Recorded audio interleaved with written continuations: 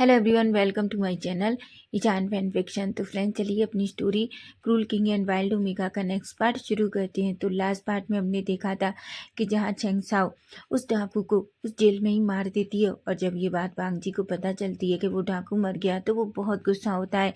वो सैनिकों से भी पूछता है, लेकिन सैनिक जो पूरी तरीके से चेंग साओ से डरे हुए थे, इसलिए वो वांग जी को कुछ भी नहीं बताते। वहीं भी जो वांग जी के रूम में आता है और वांग जी को गुस्से में देखता है, जहां उसने अपना हाथ पूरी तरीके से घायल कर लिया था, और जिसे देखकर विंग डर जाता है और वो वांग जी पर गुस्सा होता है। वहीं वो वांग जी के हाथ पे थोड़ी मलहम लगाने लगता है और दासी को कहता है कि वो हीलर को बुला कर लाए। वहीं वांग जी जो विंग की तरफ देख रहा था, विंग कहता है, पर फिर भी महाराज, आपको देखना चाहिए। आप अगर चाहें तो पता लगा सकते हैं कि वो कौन है। जिस पर वांग जी बस विंग की तरफ देखता है और कहता है, मैंने शुयांग से कहा है कि कुछ भी हो जाए उसे जल्द से जल्द उस पर्सन के बारे में पता लगाना होगा जिसने उसे मारा है, क्योंकि मैं जानता हूँ। वांग जी कहता है कि मुझे पता है इतना तो, कि ऐसा कोई पर्सन तो है जिसने उसे मारा है, क्योंकि हम कभी भी किसी भी कैदी को एम्परल स्माइल सर्व नहीं करते।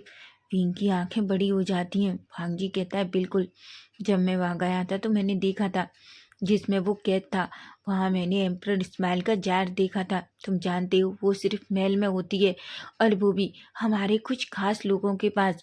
वो एम्परल स्माइल हर किसी को नहीं दी जाती है विंग। बस मुझे ये पता करना है कि वो कौन है जिसने उसे उस एम्परल स्माइल में मिलाकर वो जहर दिया था। विंग जो वांग जी की तरफ देख रहा था, तभी दासी हीलर के साथ आती है। हीलर जो जल्दी से अंदर आता है, वहीं वो वांग जी और विंग को बो करता है।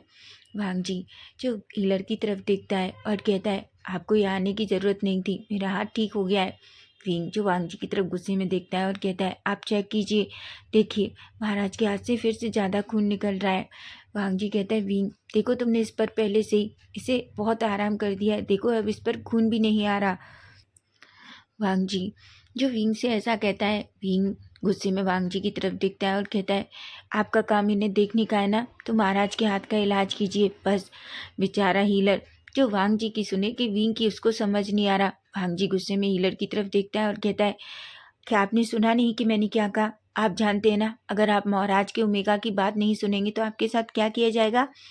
वहीं वांग जी जो हीलर की तरफ देखता है और एक स्माइल करता है, लेकिन तभी डार्क वॉइस में कहता है, क्या तुम्हें नहीं पता, अगर तुम महाराज की बात नहीं मानोगे तो तुम्हारे साथ क्या किया जाएगा। हीलर जो अपना हाथ फिर से वांग जी के हाथ से उठा लेता है। भीम कहता है, याद रखिए, अगर वो महाराज हैं तो मैं महाराज का ओमेगा हूँ, मैं क्या कर सकता हूँ। जितना हक महाराज का है उतना ही हक मेरा भी है। वांग जी जब ये सुनता है, उसके फेस पर एक स्माइल थी। अब तो वो और ज़्यादा विंग को टीस करना चाहता था। हीलर जो जल्दी से वांग जी के हाथ से हाथ लगाता है। तभी वांग जी कहता है, मुझे लगता है तुम्हें अपनी जान प्यारी नहीं है। क्या तुम नहीं जानते कि मुझ जैसे क्रूर राजा के साथ अगर उसकी तुम बात नहीं मानोगे तो वो तुम्हारे साथ क्या कर सकता है। ऐसा कहता है बेचारा हीलर, उसकी बॉडी शिवर करने लगती है और वो अपना हाथ फिर से वांग जी के हाथ से हटा लेता है। वहीं विंग गुस्से में देखता है और कहता है, क्यों, क्या आपको मुझसे डर नहीं लगता? आपको पता है ना, अगर मैं भी चाहूँ तो आपको यही मार सकता हूँ, क्योंकि आपने महाराज के हाथ का इलाज नहीं किया। इसलिए याद रखिए, जल्दी से इस हाथ का इलाज कीजिए। हीलर जो अचानक डर जाता है और जोर से चिल्लाता है, महाराज और रानी, मुझे माफ़ कर दीजिए। देखिए, मैं सच कह रहा हूँ। देखो महाराज, आपको आपके हाथ का इलाज करवाना चाहिए, आपकी रानी सही कह रही है। ऐसा कहता है बेचारा हीलर जो रोने लगता है। वहीं वांग जी को हंसना आ रहा था, वहीं गुस्से में देख रहा था। वांग जी कहता है, ठीक है ठीक है, तुम्हें रोने की ज़रूरत नहीं है, लो मेरे हाथ का इलाज करो। बेचारा हीलर जिसकी पूरी बॉडी स्वेट से भरी थी, उसकी आंखों में आंसू थे, उसके पूरे चेहरे पर आंसू थे। विंग गुस्से में वांग जी की तरफ देखता है और कहता है, क्या आपको निर्बल लोगों को इस तरीके से परेशान करना अच्छा लगता है। वांग जी कहता है, पर मैंने तो कुछ नहीं किया। विंग कहता है, आपने नहीं किया तो किसने किया, आपने उसे डराया। वांग जी की आंखें बड़ी हो जाती है और कहता है, विंग झूठ मत बोलो, मैंने उसके साथ कुछ भी नहीं किया, तुमने उसे डराया। विंग कहता है, नहीं, मैंने उसे नहीं डराया। वांग जी जो देख रहा था, वहीं विंग जो हीलर की तरफ देखता है और कहता है, अच्छे से इसका इलाज कीजिए, मैं चाहता हूँ ये 2 दिन में बिल्कुल ठीक होना चाहिए, क्योंकि वैसे भी आपके राज्य के जो महाराज हैं उन्हें किसी की बात सुनना अच्छा नहीं लगता। वांग जी जो एक स्माइल करता है पर वो कुछ भी नहीं कहता। वहीं हीलर जो अच्छे से उस घाव को फिर से उस पर दवा लगाता है, उस पर एक पट्टी बांधता है और कहता है, महाराज आपने इसे सुबह पानी से भिगाया था। वांग जी को फिर याद आता है कि नहाते टाइम गलती से उसके हाथ पर पानी चला गया था। जहाँ वांग जी कहता है, हाँ मैं वो भूल गया था। वींग वांग जी की तरफ गुस्से में देखता है और कहता है, आपने क्या किया था इस हाथ से? वांग जी कहता है, वो मैं नहाते टाइम भूल गया था और मैंने नहाते टाइम अपने हाथ का यूज़ कर लिया था। वींग कहता है, क्यों? क्या आप मुझे नहीं बुला सकते थे? वांग जी कहता है, क्या? वहीं यांग, दासी और हीलर शॉक हो जाते हैं। वहीं वींग को याद आता है कि उसने वांग जी से क्या कह दिया। वो अपने मुंह पर हाथ रखता है और कहता है, मेरा मतलब ये नहीं था। मेरा मतलब था कि आपके यहाँ इतनी सारी दासियाँ हैं और किसी भी को भी अपनी हेल्प के लिए आप बुला सकते थे। वांग जी को बहुत हंसना आ रहा था विंग का फेस देखकर, लेकिन वो बड़ी मुश्किल से खुद को कंट्रोल करता है और कहता है, ठीक है विंग, नेक्स्ट टाइम से मैं याद रखूँगा। अगर मैं स्नान करने जाऊँगा तो मैं पक्का तुम्हें बुला लूँगा। विंग की आंखें बड़ी हो जाती हैं। वो जानता है कि वांग जी उसे जानबूझकर टीज कर रहा है, लेकिन वो धीरे से खुद को कंट्रोल करता है और गुस्से में वांग जी की तरफ देखता है और कहता है, आपको बहुत अच्छा लगता है ना मेरी छोटी सी बात को पकड़कर मुझे टीज करना। वांग जी एक स्माइल करता है और कहता है, वैसे भी बहुत मुश्किल से मुझे मौका मिलता है तुम्हें थोड़ा परेशान करने का। सच में? ऐसा कहता है। वहीं हीलर जो उन दोनों को देखता है तो उसके फेस पर छोटी सी स्माइल होती है, लेकिन वो जल्दी से अपना काम खत्म करता है और कहता है, महाराज अगर फिर भी आपको कुछ ज़रूरत है तो बस मुझे बुला लीजिए। जिस पर वांग जिंग कहता है। हीलर दासी और यांग के साथ वहाँ से चला जाता है। वहीं भीम वांग जी की तरफ देखता है और कहता है, अपना ख्याल रखिए और इस हाथ का ज़्यादा यूज़ मत कीजिए। जिस पर वांग जी कहता है, तुम जानती हो ना ये मेरा ऐसा हाथ घायल हुआ है जिसके बिना मैं खाना नहीं खा सकता, मैं अपने काम नहीं कर सकता। तो तुम सोचो मैं क्या करूं? मुझे इस हाथ का यूज़ करना होगा ना। भींग एक गहरी सी सांस लेता है और कहता है, ठीक है, अगर आपको किसी चीज़ की ज़रूरत है तो आप मुझे बुला सकते हैं। वांग जी कहता है, सच में? भींग कहता है, हाँ, क्योंकि आपने मेरी जान बचाई है और इसलिए मैं आप जो चाहेंगे वो करूँगा। समझे आप? जब तक आप ठीक नहीं हो जाते तब तक मैं पूरी तरीके से आपकी सेवा करूँगा। वांग जी एक स्माइल करता है और कहता है, तो इसका मतलब है युंगमिन में लोग किसी का एहसान नहीं रखते। विंग कहता है, बिल्कुल नहीं, समझे आप? ऐसा कहता है। वांग जी के फेस पर एक स्माइल थी, लेकिन विंग के फेस पर नहीं। वहीं विंग कहता है, ठीक है, अब आप आराम कीजिए, मुझे थोड़ा नहाना भी है। ऐसा कहता है। तभी वांग जी कहता है, विंग तुम चाहो तो मैं तुम्हारे साथ चल सकता हूँ। भीम कहता है, बेशरम। ऐसा कहकर वहां से भाग जाता है और वांग जी के फेस पर एक बड़ी सी स्माइल आ जाती है। अब वहीं हम सिचैन को देखते हैं। सिचैन जो अपनी कुछ दासियों के साथ थे।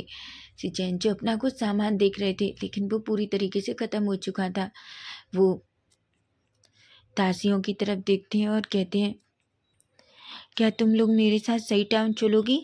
दासियाँ कहती हैं, ठीक है राजकुमार, पर हमें महाराज से पूछना होगा। सिचैन कहते हैं, ठीक है, मैं जाकर एक बार वांग जी से पूछता हूँ। ऐसा कहकर सिचैन सीधा उस रूम में जाते हैं जहाँ वांग जी था। जैसे ही वो रूम में जाते हैं वो वांग जी को देखते हैं। वांग जी का हाथ पूरी तरीके से घायल था। सिचैन कहते हैं, वांग जी क्या हुआ है? सिचैन को परेशान देखकर वांग जी कहता है, गगा कुछ नहीं हुआ, बस रात में जब हम नाइट हंटिंग पर गए थे तो कुछ लोगों ने हम पर हमला कर दिया था। सिचैन कहते हैं, फिर मुझे क्यों नहीं पता? मुझे किसी ने क्यों नहीं बताया कि इतना कुछ हो गया? वहीं भांजी कहता है, गगा ये ज़्यादा बड़ी चोट नहीं है, मैं बिल्कुल ठीक हूँ। सिचैन कहते हैं, और भींग, क्या भींग ठीक है? तभी भांजी कहता है, गगा भींग बिल्कुल ठीक है, आप चिंता मत कीजिए। और आप किसी काम से आए थे? सिचैन अचानक उनकी आंखें थोड़ी नम हो जाती हैं। तभी सिचैन कहते हैं, वांग जी तुम अपना ख्याल क्यों नहीं रखते? तुम्हें पता है ना, तुम्हें कुछ हो गया तो मेरा कोई नहीं है। जिस पर वांग जी अपने ब्रदर की तरफ देखता है। वहीं सिचैन की आंखों से आंसू गिरने लगते हैं और वो कहता है, तुम हमेशा ऐसा करते हो, तुम कभी अपना ख्याल नहीं रखते। जब भी तुम्हें चोट लग जाती है तुम ऐसे समझते हो जैसे चोटें कुछ नहीं होती। ये बहुत दर्द देती हैं वांग जी। वांग जी ऐसा कुछ भी मत करो जो तुम्हें नुकसान पहुंचाए। और हाँ, अपना ख्याल रखो। तुम अच्छे से जानते हो, माँ पिता के बाद मेरा कोई नहीं है, सिर्फ तुम हो। अगर तुम्हें कुछ हो गया तो मैं जी नहीं पाऊंगा। कांग जी जब ये देखता है, वो सिचैन के पास आता है और कहता है, गगा आप ऐसा क्यों कह रहे हैं? सिचैन कहते हैं, क्योंकि तुम बहुत लापरवाह हो, तुम कभी कुछ नहीं समझते, ऐसा कहता है। वहीं सिचैन की आंखें पूरी तरीके से रेड हो गई थी। भाग जी जो अचानक सिचैन को हक कर लेता है और कहता है, गग्गा मैं हमेशा आपके लिए हूँ, चाहे कुछ भी हो जाए, मैं कभी भी आपको छोड़कर कहीं नहीं जाऊँगा। याद रखिए गग्गा, जिस तरह आपका मेरे सिवा कोई नहीं है, वैसा ही मेरे लिए भी आपके सिवा कोई नहीं है। आप अच्छे से जानते हो, चाहे कितने भी लोग मेरे आसपास हों, लेकिन कोई भी आपकी जगह नहीं ले सकता गग्गा। मैं जानता हूँ कभी कभी मैं बहुत रूड हो जाता हूँ आपके साथ, लेकिन ये सिर्फ आपके लिए गग्गा। मैं नहीं चाहता कभी कोई आपको बिल्कुल भी नुकसान पहुँचाए। मैंने माँ पिताजी से वादा किया था कि मैं कभी भी किसी को भी आपको हार्म नहीं करने दूंगा। इसलिए गगा मैं बस थोड़ा कभी कभी सख्त हो जाता हूँ। वहीं वहीं से चैन भाग जी की तरफ देखते हैं और कहते हैं, भाग जी मुझे कभी बुरा नहीं लगता जब तुम मुझ पर गुस्सा होते हो, लेकिन अगर तुम्हें कुछ हो गया तो मैं सच बता रहा हूँ भाग जी, मैं नहीं जानता कि मैं क्या करूँगा। तभी भाग जी जो सिचैन की तरफ देखता है और कहता है, पर सिचैन काका अभी आपने झूठ बोला मुझसे। सिचैन कहते हैं, वो क्या? वांगजी कहता है, आपने कहा कि मेरे अलावा आपका कोई नहीं है, लेकिन ये तो गलत बात है। मैं आजकल देखता हूँ आप तो मेरे ओमेगा विंग के साथ कुछ ज़्यादा ही क्लोज हैं। आजकल तो मुझे ऐसा लगता है जैसे मुझसे ज़्यादा तो आप उस मेरे ओमेगा को पसंद करते हैं। जिस पर सिचैन वांगजी की तरफ बड़ी बड़ी आंखों से देखते हैं और कहते हैं, वांगजी मुझे टीज़ करना बंद करो। तुम अच्छे से जानते हो विंग कितना अच्छा है, वो मुझे वैसे ही एक्सेप्ट करता है जैसा मैं हूँ। कभी किसी ने मेरे साथ इतना टाइम स्पेंड नहीं किया, मैं कभी किसी से कुछ नहीं कह पाया, लेकिन तुम जानते हो जब भी वो मेरे साथ होता है मैं बहुत खुश होता हूँ। ये सुनकर वांगजी एक स्माइल करता है और कहता है, गगा मैं बहुत खुश हूँ कि कम से कम कोई तो है जो आपकी चीज़ों को समझता है। और वैसे भी मैं इस बात से भी खुश हूँ कि विंग कम से कम इस राज्य में किसके करीब तो है, ऐसा कहता है। जिस पर सिचैन एक स्माइल करते हैं। वहीं वांगजी कहते हैं, पर गगा आपको कुछ चाहिए था? सिचैन कहते हैं, वांगजी मैं सही टाउन जाना चाहता हूँ। वांगजी का फेस अचानक चेंज हो जाता है और कहता है, क्यों गगा? वहीं सिचैन कहते हैं, वांगजी मुझे कुछ सामान लाना है, मुझे बहुत सारी चीज़ें चाहिए। वांगजी कहता है, गगा हम किसी को भेजकर मंगवा सकते हैं। सिचैन कहते हैं, नहीं वांगजी मैं खुद जानना चाहता हूँ, क्योंकि मुझे ही पता है कि मुझे कैसा और सब कुछ चाहिए। जिस पर वांगजी कहता है, ठीक है पर गगा आप बिना सैनिक के नहीं जाएंगे। सिचैन कहते हैं, पर वांगजी मैं तो बस सही टाउन जा रहा हूँ और मेरी दासियाँ मेरे साथ रहेंगी, ऐसा कहते हैं। भांगजी गहरी सी सांस लेता है। वो अभी सिचैन को बिल्कुल भी दुखी नहीं करना चाहता था, इसलिए वो ना चाहते हुए भारी मन से एक गहरी सी सांस लेता है और कहता है, ठीक है गग्गा, लेकिन आप जल्दी वापस आ जाना, ठीक है? इस पर सिचैन एक स्माइल करता है और कहता है, ठीक है, लेकिन वांगजी तुम भी अपना अच्छे से ख्याल रखना। जिस पर वांगजी कहता है। वहीं सचिन दासियों के साथ सीधा सही टाउन के लिए निकल जाते हैं। वहीं हम थोड़ी देर बाद का सीन देखते हैं जहां हम सिचैन को देखते हैं। सिचैन हर दुकान पर घूम रहे थे, उन्हें जो सामान चाहिए वो खरीद रहे थे।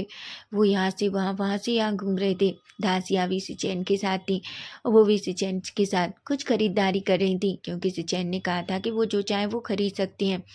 वहीं हम देखते हैं अचानक कुछ लोग जो तलवार लेकर और घोड़ों के साथ इधर उधर भागने लगते हैं। तभी एक पर्सन चिल्लाता हुआ आता है और कहता है, भागो भागो, पता नहीं ये कौन लोग हैं जो किसको मारने के लिए आ रहे हैं, और देखो ये हम लोगों को लूट भी रहे हैं। ऐसा कहकर लोग भागने लगते हैं। पूरे बाजार में अफरा तफरी मच जाती है, सभी लोग इधर से उधर भाग रहे थे। वहीं दासियां भी इधर से उधर भाग जाती हैं। सिचैन जो शौक हो जाते हैं और डर जाते हैं, वो पूरी तरफ से उधर से देखते हैं। वहीं हम देखते हैं कुछ लोग जो इधर से उधर घोड़ों पर सवार होकर तलवार लिए हुए दौड़ते हुए आ रहे थे। वहीं सिचैन भी भागने लगते हैं सबके साथ। तभी हम देखते हैं सिचैन अचानक टकरा जाते हैं और वो गिर जाते हैं। लेकिन जैसे ही वो गिरने वाले थे, अचानक किसी का हाथ उनकी कमर पर जाता है और उन्हें पकड़ लेता है। सिचैन पूरी तरीके से डरे हुए थे, लेकिन जैसे ही वो अपना फेस ऊपर करते हैं, वो शॉक हो जाते हैं। वो और कोई नहीं बल्कि जियांग चेंग था। सिचेन चेंग की तरफ देखते हैं। तभी चेंग सिचेन का हाथ पकड़ते हैं और उन्हें अपनी तरफ खींच लेते हैं। चेंग जो सिचेन की तरफ देखता है और कहता है, आप यहाँ क्या कर रहे हैं राजकुमार? तभी सिचेन कहते हैं, मैं वो सामान लेने आया था, लेकिन वो लोग। तभी हम देखते हैं अचानक एक आदमी जो तलवार लेकर सिचेन की तरफ आता है कि तभी जियांग चेंग अपनी तलवार निकालता है और उस पर्सन की तलवार को रोक लेता है। वो आदमी जो गुस्से में सिचेन को देखता है और के चेंग की तरफ देखकर कहता है, वो पर्सन कहता है, हमें ये ओमेगा दे दो। जियांग चेंग कहता है, अगर ना दूं तो? तभी वो पर्सन कहता है, देना ही होगा, क्योंकि इसके भाई की वजह से हमारे हमारे लीडर की जान चली गई। जिस पर चेंग जो बड़ी बड़ी आंखों से उस पर्सन की तरफ देखता है, वहीं से चैन को तो कुछ भी समझ नहीं आ रहा था। तभी चैंग कहते हैं, लेकिन इसमें इसकी कोई गलती नहीं है, तुम अच्छे से जानते हो ये गलती गुसू के महाराज की है, तो अगर बदला लेना है तो वहां जाकर बदला लो। वो पर्सन कहता है, मैं अच्छे से जानता हूँ वो उस इंसान की कमजोरी ये ओमेगा है, उसका भाई, इसलिए आज हम इसे ख़त्म कर देंगे। जियांग चैंग कहता है, लेकिन ये तो गलत बात है, किसी और की सज़ा किसी और को देना। वो पर्सन कहता है, और तुम कौन होते हो हमें रोकने वाले? जियांग चैंग कहता है, क्या तुम सच में मरना चाहते हो? वो पर्सन कहता है, अगर तुम्हें हिम्मत है तो हाथ लगाकर दिखाओ। ये सुनकर जियांग चैंग एक स्माइल करता है और चैन को पकड़कर अपने पीछे कर लेता है और कहता है, यहीं रुको। चैन कहते हैं, पर तभी चैन कहता है, याद रखो यहाँ से हिलना मत जब तक मैं ना कहूँ, समझे तुम? जिस पर से चैन बस अपना सर हाँ में हिला देते हैं।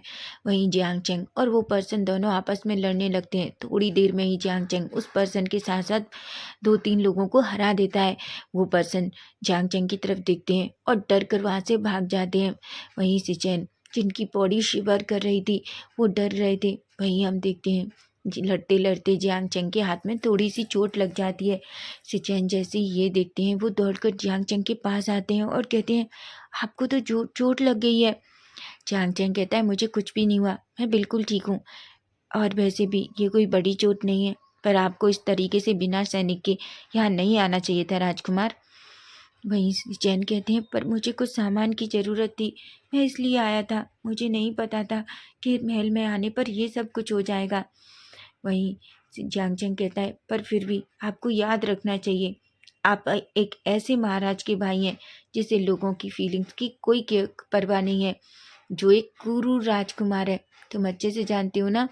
ये सुनकर सिचेन अपना फेस नीचे कर लेते हैं, उसकी आंखों में आंसू आ जाते हैं। उसे बुरा लग रहा था जिस तरीके से जियांग चैंग उसके भाई के बारे में बात कर रहा था, लेकिन वो क्या करे, जिस तरीके से वांग जी ने जियांग चैंग के साथ बिहेव किया था उसे याद है, और वो जानता है कि आखिर विंग की वजह से जियांग चैंग कितना गुस्सा है। वहीं जियांग चैंग जो सिचेन की तरफ देखता है, सिचेन के आंसुओं को देखकर जियांग चैंग को बिल्कुल अच्छा नहीं लगता। तभी जियांग चैंग कहता है, मुझे माफ़ कर दीजिए, मैं जानता हूँ मुझे आपसे वो सब बातें नहीं कहनी चाहिए। जियांग चैंग जो अपना फेस ऊपर करता है और कहता है, मैं जानता हूँ मेरे भाई ने बहुत गलत किया, आपके भाई से शादी कर कर आपके साथ आपका इतना अपमान कर कर, लेकिन वहीं जियांग चैंग कहता है, वो छोड़िए, मुझे एक बात बताइए, क्या आप चाहते हैं कि मैं आपको गुस्सू छोड़ दूँ? वैसे भी मैं आपके महल ही जा रहा हूँ गुस्सू में। सिचेन कहते हैं, पर क्यों? जियांग चैंग कहता है, सच ये है कि सीजे की शादी होने वाली है, इसलिए मैं बस आपके महाराज को आमंत्रित करना चाहता हूँ, ऐसा कहता है। जिस पर सिचेन एक स्माइल करते हैं। तभी सिचेन कहते हैं, क्या आप अकेले आए हैं? वहीं जियांग चैंग कहता है, नहीं, वहाँ पिताजी थोड़ी देर में वहाँ पहुँच जाएंगे। वहीं हम देखते हैं सिचेन बस कहते हैं। जियांग चैंग जो सिचेन की तरफ देखता है और अचानक उनके करीब आता है, वो उनके फेस को पकड़ता है और उनके आंसुओं को अच्छे से क्लीन करता है और कहता है, पता है जब कोई खूबसूरत ओमेगा इस तरीके से रोता है तो वो रोते हुए बिल्कुल अच्छा नहीं लगता। ये सुनकर जियांग चैंग सिचेन की आंखें बड़ी बड़ी हो जाती हैं और वो जियांग चैंग की तरफ देखते हैं। जियांग चैंग जो एक स्माइल करता है और कहता है, चलिए मैं आपको छोड़ दूंगा, ऐसा कहता है। जिस पर सिचेन बस कहते हैं। वहीं हम देखते हैं सिचेन जो जियांग चैंग की तरफ देखते हैं और जियांग चैंग जो सिचैन का हाथ पकड़ते हैं और उसे सही टाउन से लेकर जाने लगते हैं। लेकिन जैसे ही वो आधे रास्ते पे पहुंचते हैं, अचानक आसमान में जो बादल गिर आते हैं और जैसे ही थोड़ी देर होती है, बहुत तेज बारिश होने लगती है। जियांगचैंग जो सिचैन की तरफ देखते हैं और कहते हैं, शायद हमें कहीं थोड़ी देर रुकना होगा, नहीं ऐसी बारिश में हम पूरी तरीके से भीग जाएंगे। ऐसा कहता है, जिस पर सिचैन कहते हैं। वहीं वो उन्हें थोड़ी दूर पर एक केव दिखाई देती है और वो जल्दी से दोनों उस केव की तरफ भागते हैं। वो दोनों अंदर केव की तरफ जाते हैं। बिजली की गड़गड़ाहट बहुत तेज थी, जिस वजह से सिचैन हर बार डर जा रहे थे। जियांगचैंग जो सिचैन को देखता है, तभी जियांगचैंग सिचैन के करीब आता है और कहता है, क्या आपको ये बिजली की गड़गड़ाहट पसंद नहीं है? जिस पर सिचैन अपना फेस ना में हिलाते हैं। जियांगचैंग एक स्माइल करता है और सिचैन को अचानक अपने करीब खींचता है और उन्हें टाइटली अपनी सीने से लगा लेता है और कहता है, डरो मत, मैं यहाँ हूँ तुम्हारे पास। जियांगचैंग को इस तरीके से अपने करीब पाकर बेचारे सिचैन, उनकी तो हार्ट बीट बहुत फास्ट हो जाती है।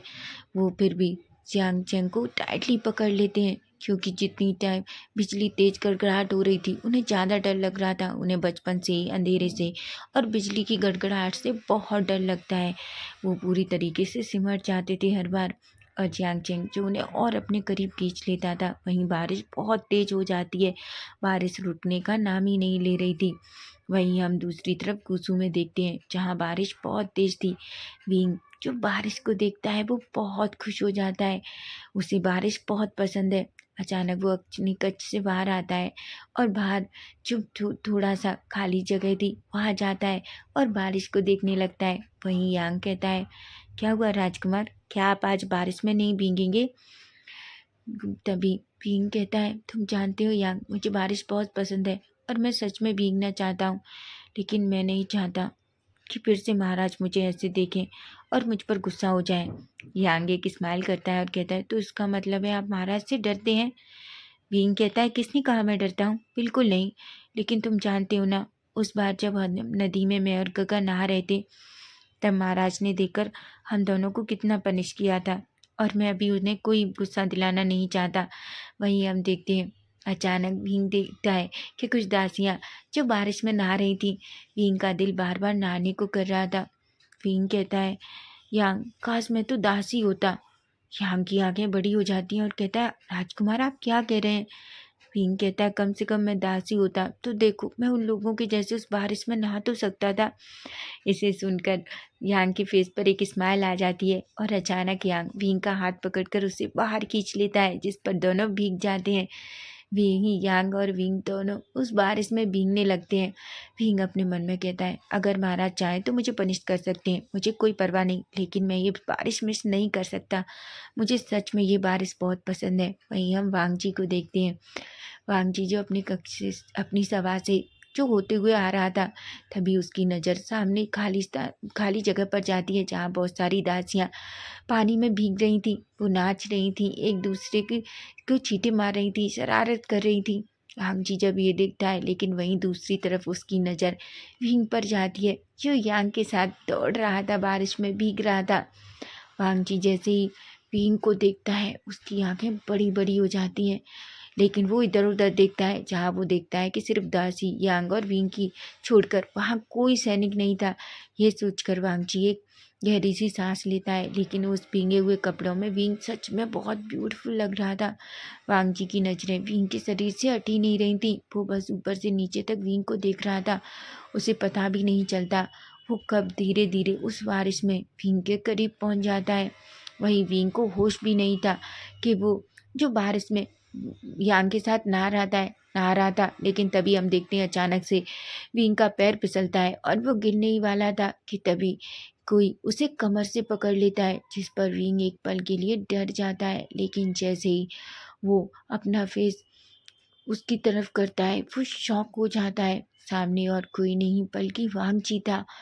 वांग जी को देखकर विंग जो बस उसे देखता रह जाता है। वहीं वांग जी की नजरें जो विंग के फेस पर थी, वो विंग की तरफ देखता है और बस उसे देखता रह जाता है।